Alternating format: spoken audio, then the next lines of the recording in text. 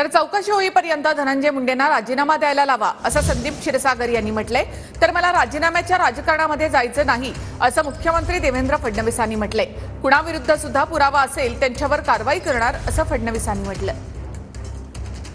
आमची एक प्रामाणिकपणे मागणी आहे आणि त्या कुटुंबाची मागणी आहे की 3-4 महिने जर हा गुन्हा फास्ट ट्रॅक वरती घेतला आणि जे कोणी गुन्हेगार आहेत ते समोर आणले तोपर्यंत धनंजय मुंडे साहेबांना राजीनामा द्यायला लावा आणि 3-4 महिन्यानंतर हे झाल्यानंतर परत शपथ घ्या, ही आमची मागणी सुरुवातीपासून आहे। राजीनामा द्यावा अशा प्रकारची एक मागणी। मला या प्रकरणातल्या राजकारणामध्ये जायचं नाही। मी पहिलेपासून सांगतो, कोणाही विरुद्ध पुरावा असेल तर द्या, ज्याच्या विरुद्ध पुरावा असेल आम्ही शोधतोय, कोणाजवळ दुसऱ्या जो असेल त्यांनी पण द्यावा।